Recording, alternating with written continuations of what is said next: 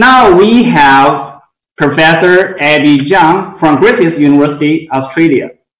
Professor Qingshan Zhang, Eddie Zhang, obtained his PhD in electrochemistry in 2001 at Griffith University, Australia. Since then, he has worked as a research fellow from 2001 to 2006, a senior research fellow at Griffith University from 2007 to 2009. As a co-inventor, Dr. Zhang has developed a series of patented and commercialized technologies for environmental monitoring based on functional nanomaterials. He was awarded the Australia Research Council Future Fellowship for 2009 to 2013 and promoted as a full professor and team leader at Center for Clean Environment and Energy, Griffith University, since 2016.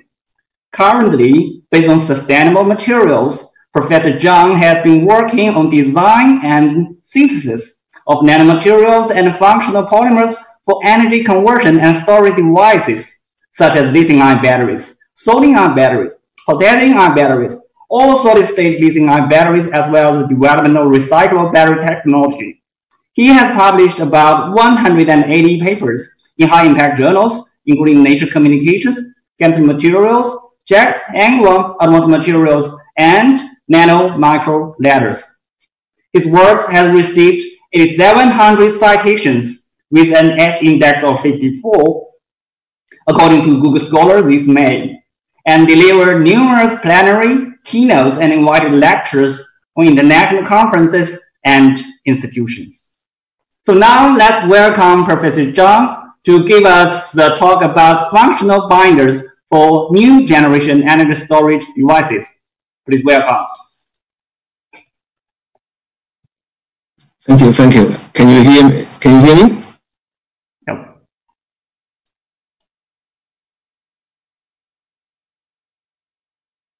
Yes. So I can begin? Okay. So good afternoon, ladies and gentlemen. This is Eddie Zhang. I'm from Griffith University, Australia. So you can see this background is Gold Coast, Australia.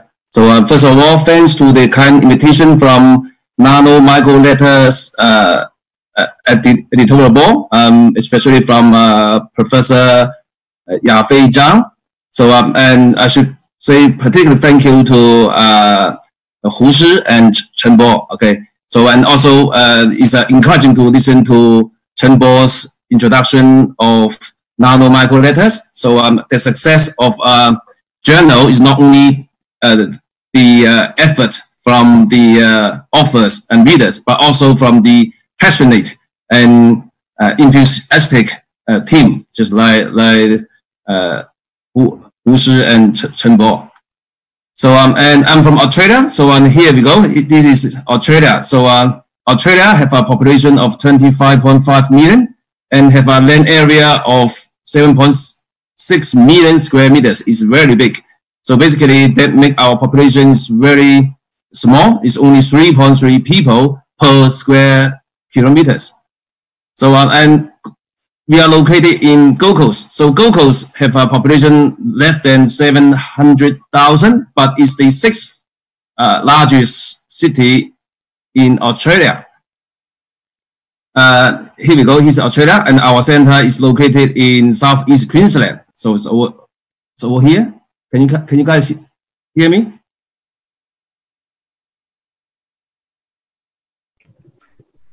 Yes, we can hear you. Okay, good.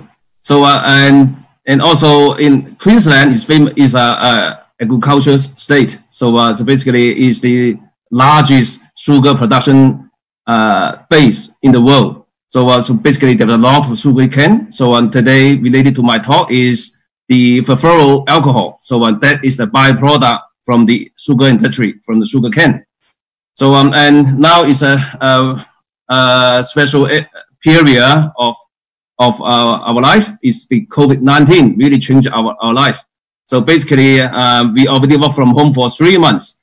So and look at the Australia actually is a lucky country in the Western world. So you can see the COVID-19 infected number being well controlled. So it actually the turning point start from the end of the March. So and now it's fully under, I think it's fully under control for the moment. So yeah, so why is that? So besides the coherent efforts from the people, from the government, but also we have the natural advantage. The advantage is that we have very small population density, and plus we have sunshine. So our state is called Sunshine State. So the sunshine kills the bacteria. So and unfortunately, our border is still closed. Otherwise, you guys can come and enjoy the nice and safe environment over here. So I'm from Center for Clean Environment and Energy. So our center is established by my PhD supervisor, Professor Qingshan Zhang, an eminent professor. So, and my research center have two directions, and also my research direction. One is clean environment and clean energy.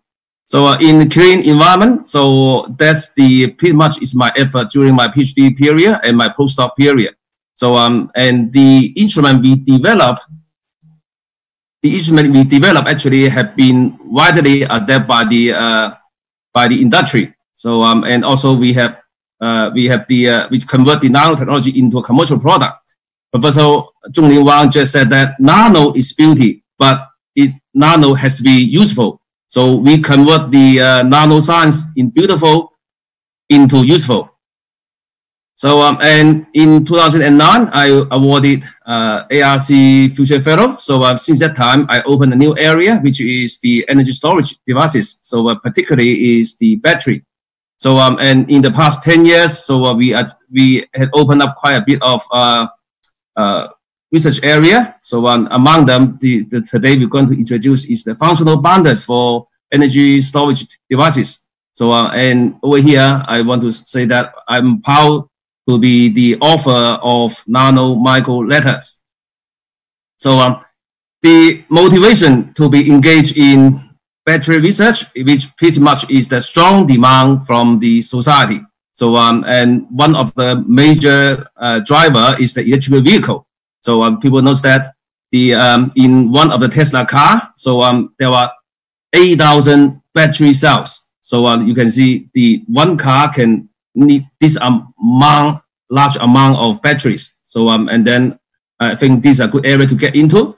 So that is the prediction in 2013. So and I think the prediction pretty much is correct. So now we are in 2020. So electrical vehicles are can be seen everywhere in the world now. So and what how to choose the cutting-in point? So I noticed one of the anode, which is silicon. It has a very large specific capacity, which is 4,000 milliamp per square per gram. And the other is anode, which is the sulfur. Sulfur had over 1,600 milliamp per gram of the capacity. So that is the material that can achieve the milestones for this area. So and nanostructure, microstructure, small is beauty. So and our research over here is that we need the bonder to fulfill the usefulness of these nano microstructures. So and to understand the function of bonder, bonder is a very small matters in a lithium-ion battery. If you talk about the components of a battery, it's not even considered as one of the components, but it actually it adds crucial part in the proper functioning of the battery. So we assume this is the one of the zoom-in view of the battery. So we have the PVDF. The PVDF pretty much is bound the active material together and have make it close contact with the current collector. So and to allow effective bonding, you need to have this process. So you need to have this process. So basically, you need to dissolve the bonder into the solvent, which is NMP. So because the PVDF is so inert, so not many solvent can dissolve it. So NMP is able to dissolve the PVDF and let the PVDF penetrate into the active materials, micro nanostructure.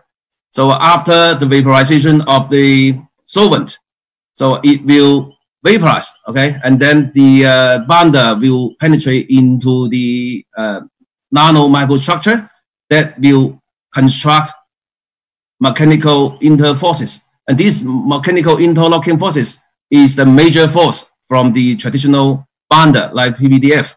So and we look at the interface between the active material and the polymer. You can see that over here is only interfacial intermolecular interforces. So this force is a weak force. So then how can we improve the intermolecular forces? So we need to use other kind of bonder. And here I'll give you guys an example, which is polyfluoro. So so basically we can use monomer to replace the bonder's solution. So basically we use the in situ polymerization of this monomer and then achieve the mechanical interlocking forces.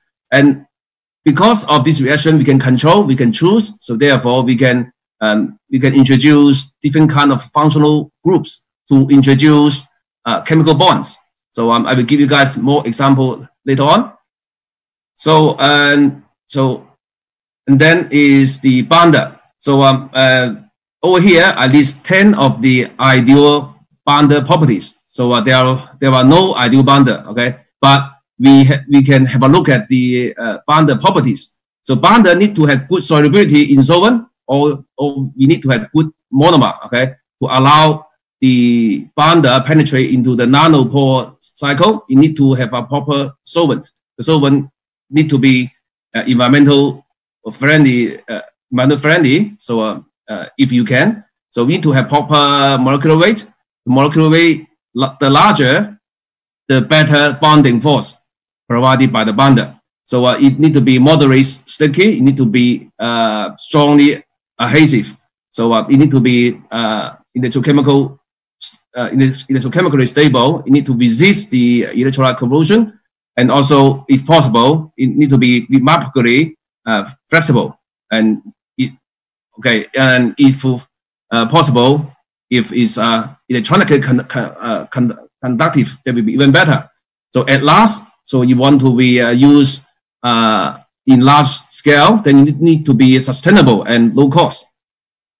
So so what kind of research we can engage if we use polymer as a cutting in point for battery research? So the first one is we look into the molecular structure, and here is a good example about the molecular design. So basically we can graph different functional group of blocks into one polymer. So and here is a work from my collaborator, Dr. Gao Liu from Berkeley Lab. So basically he synthesizes polymer. Can classify into 4 blocks: the P block, E block, F block, and M block. So P block provide electronic conductivity, and E block provide electrolyte uptake, and F block it can optimize the electronic conductivity because these polymers are all conjugated polymer. And at last is this M block. It has a carboxylic group, and this carboxylic group is widely recognized as the bonding force. So this carboxylic group. So and the second way we can do research is the improve the intrinsic property of the polymer. The intrinsic property including mechanical strength, elasticity, and flexibility. So the bonder not necessarily only one component. It can be double component. So over here we say that it could be 2 of them. So we have some examples follow on. And this is our first idea to do bonder research. Is we got the idea from the lithium-ion battery. So you can see this kind of huge pylon is to collect the NMP. NMP is very toxic. So and why we need to use it? Because we need to dissolve the PVDF, but the PVDF could not dissolve in the water, so we had to use it. So and the first polymer we use is actually the EAQ polymer provided by Cordec. So and this one is water soluble. In fact, it's a hair gel, water soluble hair gel. So what we can see from here is that it had abundant hydroxyl group and the hydroxylic group. So it had very good strong bonding. So, and the research is not smooth at the beginning, because we tried this concept with the graphite.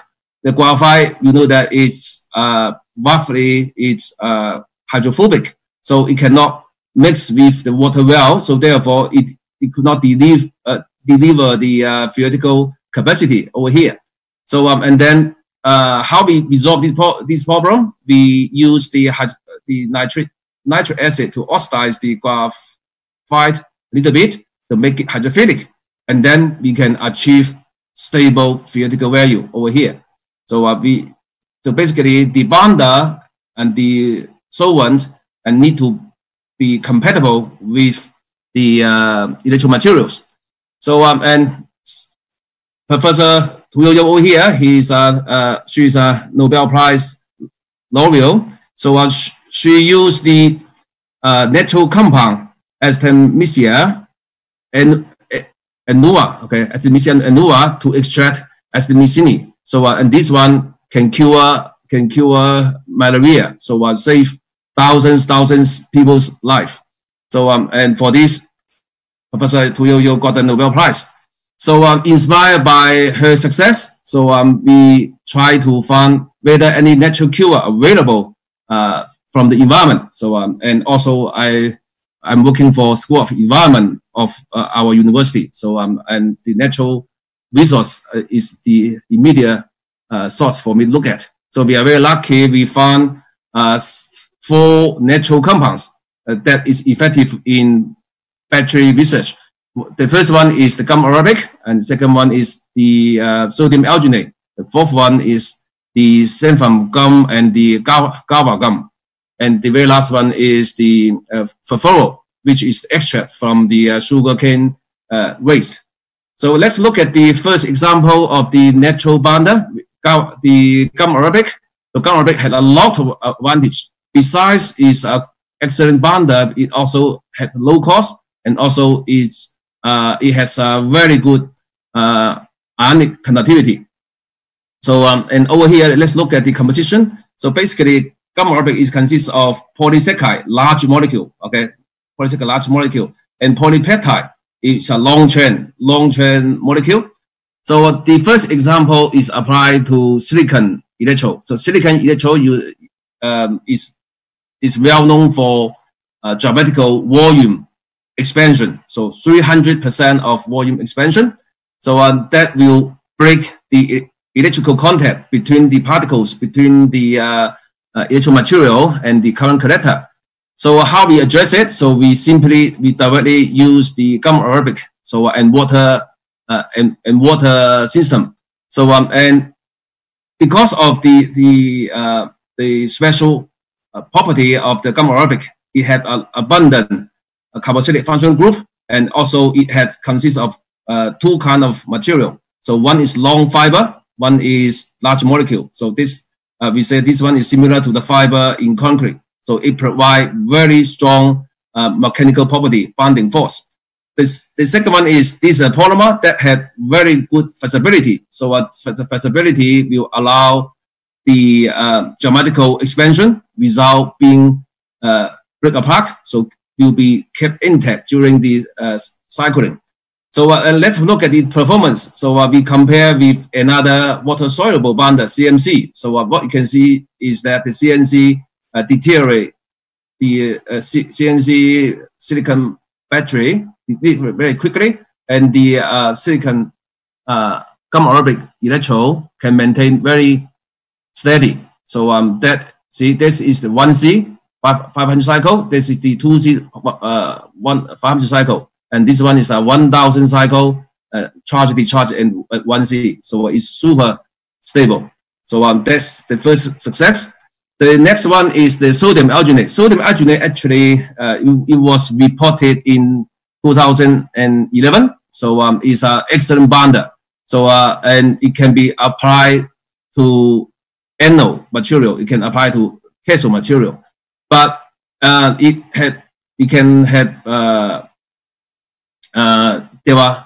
are some rooms to be improved, which is that So what you see, such a structure, such a functional group, so it's not conductive because there's no conjugate structure over here. So the strong bonding is from the carboxylic group.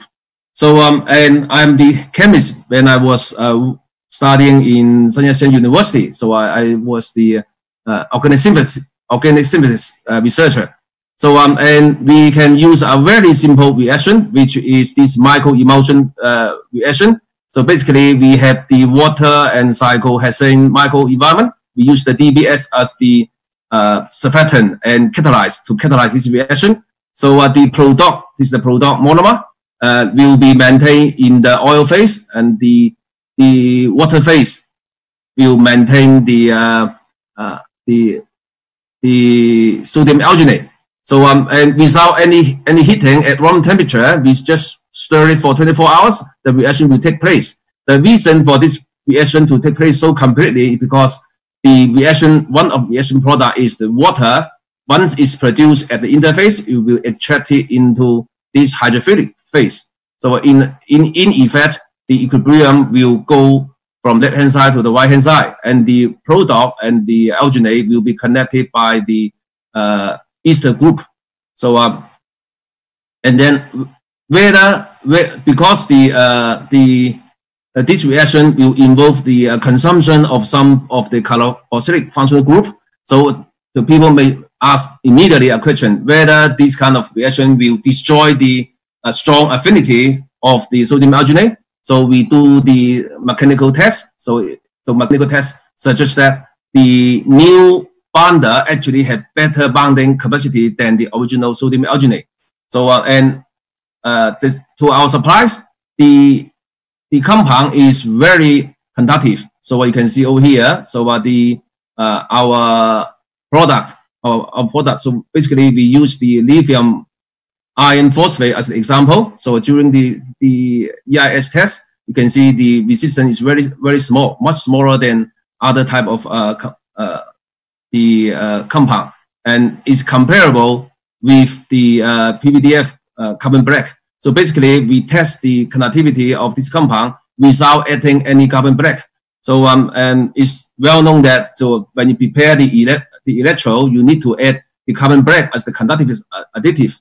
So in this one, so without adding any conductive additive, so we can achieve proper charge and discharge. So so that is the beauty of the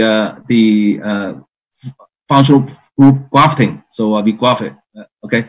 Now let's look at the other one. So basically, this is the perfluoro alcohol. So extracted from the sugarcane waste. So after we extract the sugar, so there are million tons of sugarcane waste. So and the perfluoro can be extracted from corn waste as well. So and here is the perfluoro. So the perfluoro depolymerization is actually quite simple. So Michael had done the initial test. So basically, we apply the carbon black mixed with the perfluoro. So we place a little bit catalyzed. So at 80 degrees Celsius to 135 Celsius. So the reaction will take place. And during this reaction, there will be some water will be generated. So and then we can apply a layer of the carbon black compound on the top of the aluminum. So this aluminum can add as aluminum electrode. So and let's look at the reaction. This is the infrared. So basically, this is the infrared of the perfluoro alcohol, and this is the mixture of perfluoro alcohol and the catalyzed, which is the oxalic acid. So a little bit of oxalic acid. So this is before the reaction. So after the reaction, the oxalic acid will vaporize and the water will vaporize. So what we can see here is all the hydroxyl functional group disappear because they have react and form ester group. So and this reaction have been used in lithium iron phosphate. So so Dr. Taefeng Liu conduct this experiment. So and what we can see here is after the reaction, so after the in situ polymerization reaction, there are some chemical force established between the particles. So now let's have a look at what is happening over here. So and the good thing about this in-situ polymerization can achieve a relatively large mass loading. So you can see 5.06 milligram per square centimeter. So and achieve very uniform immobilization. So and there are another surprise we can get here is that similar to the previously the product alginate polymer, and this polymer is conductive. So and according to the DFT calculation, the energy calculation, you can see that the polyfluoro alcohol can have the mid-gap energy. So and this mid-gap energy responsible for the conductivity during the charge and discharge.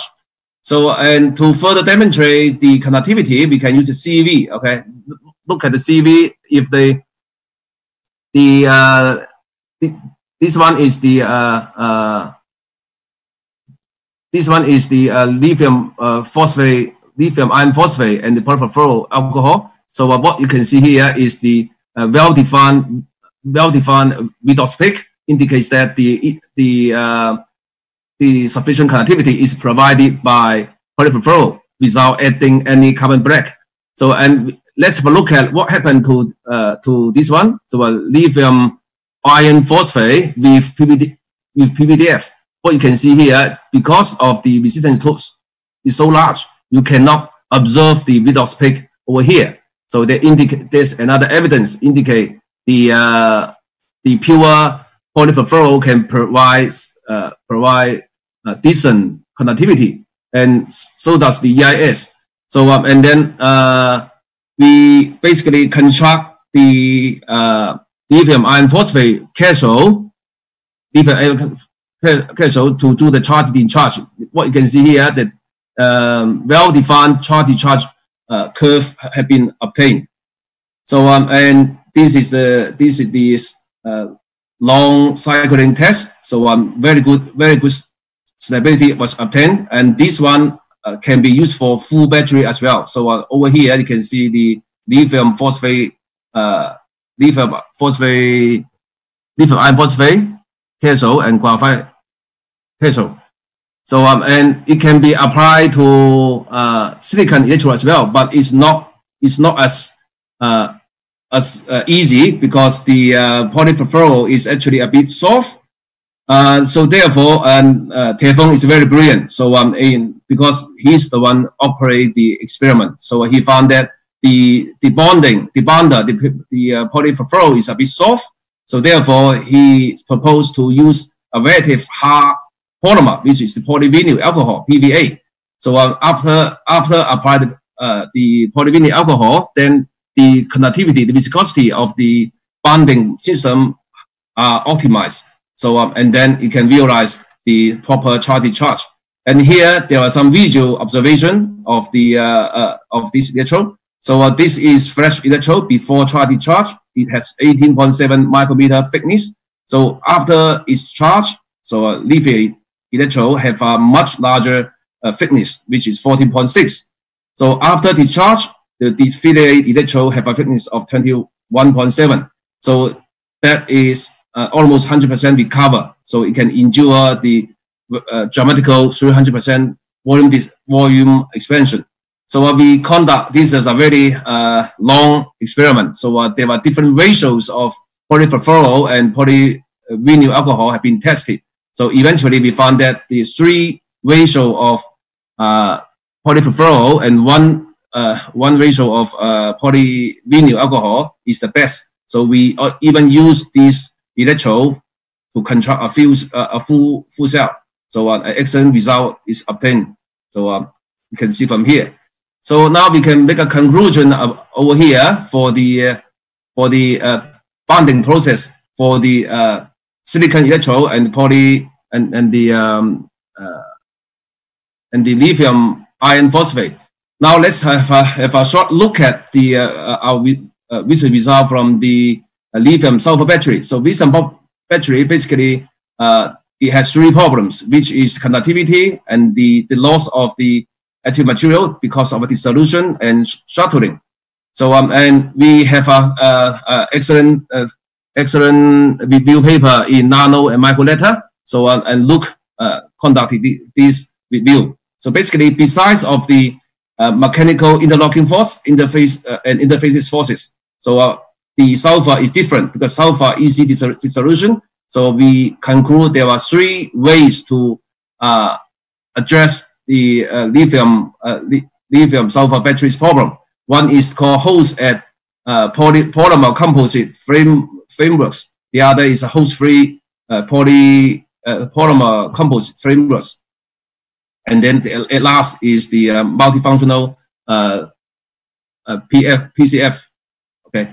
So the first example is the gamma arabic. So this is the gamma arabic structure. So it has abundant carboxylic group and hydrolysis group. So you can tell from the infrared.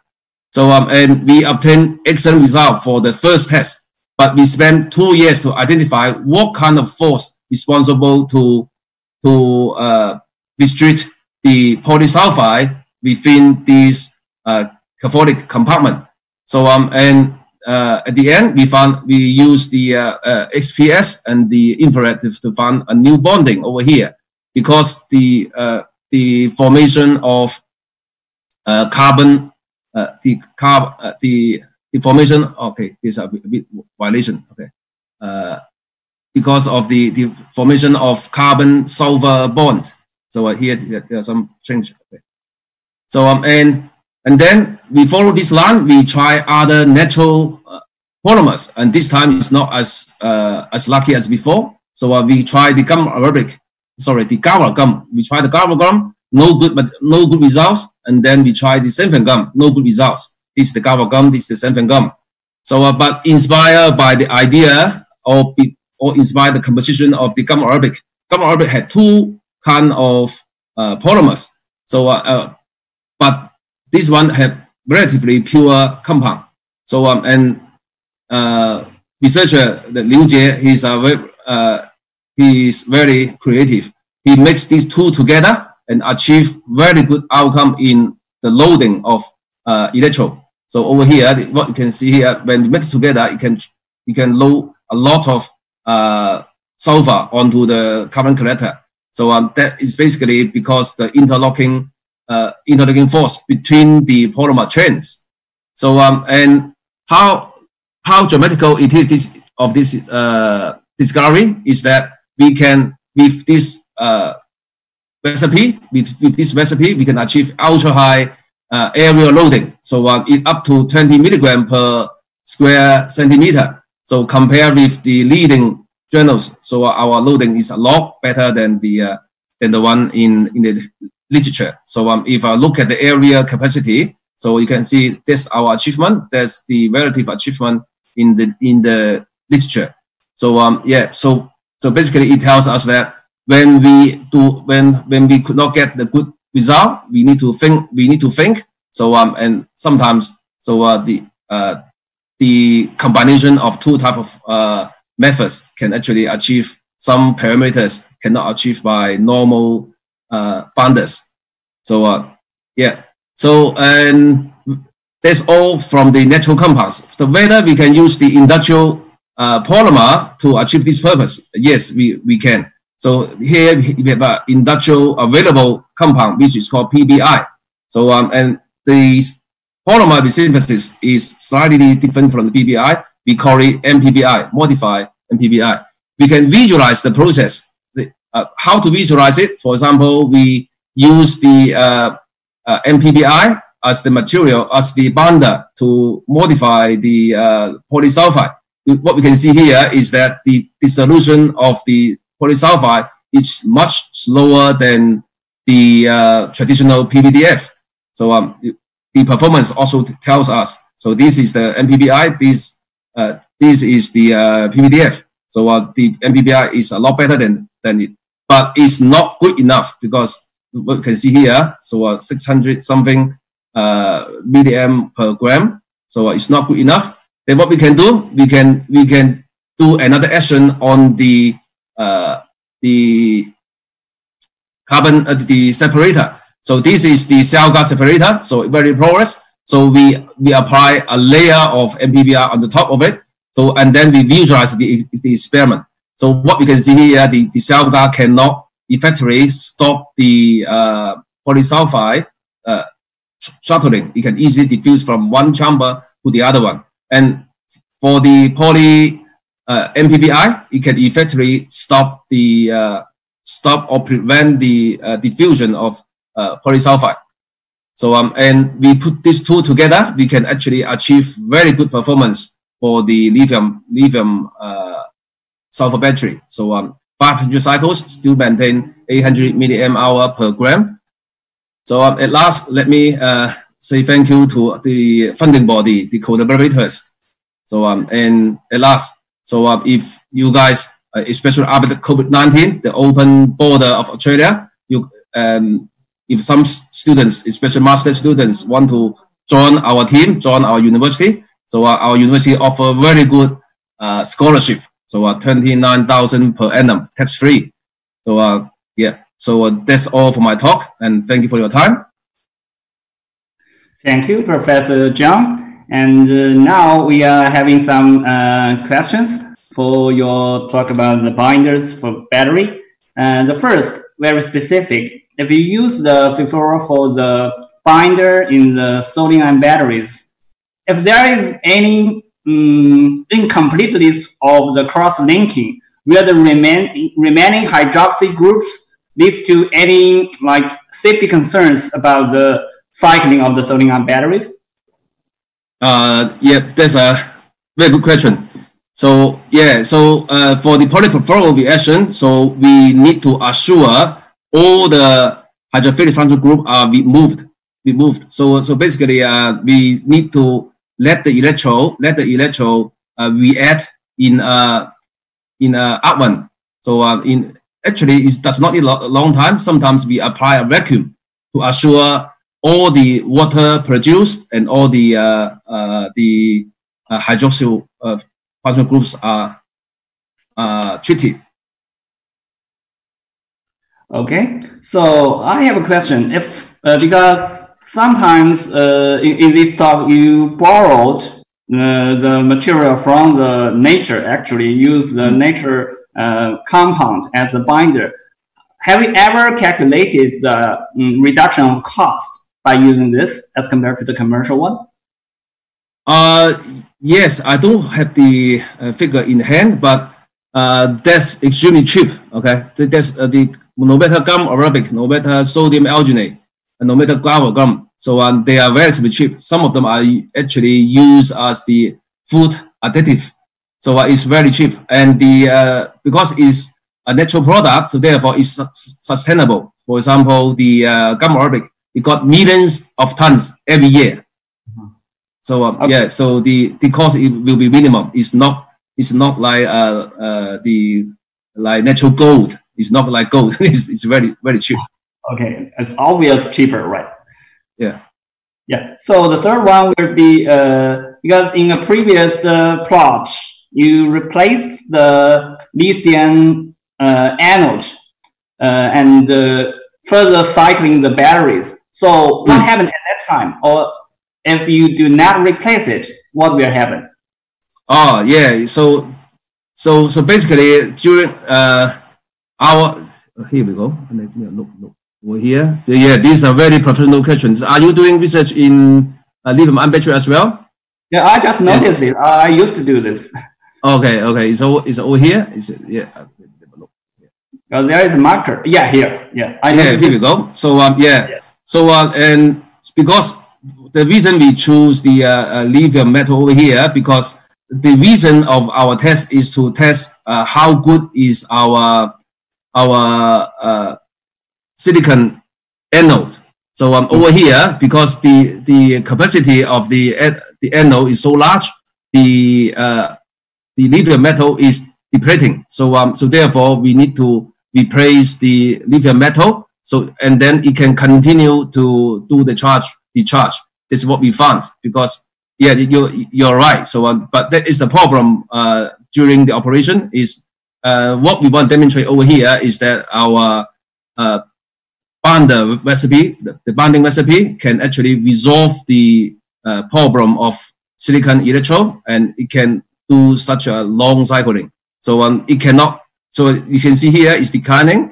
It's not because of the deteriorating of the cathode. It's actually, it's not the deteriorating of the anode. It's actually due to the counter electrode is deteriorating.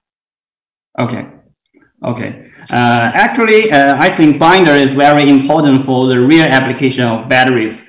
Actually, in about 1 month ago, there is a professor who gave a lecture on binder of the battery in Research Cloud. And 20 minutes after he finished his talk, he received a call from a big phone company in China, and that sent him a big contract. So I hope today you probably will check your email, and probably Tesla will send you another contract today.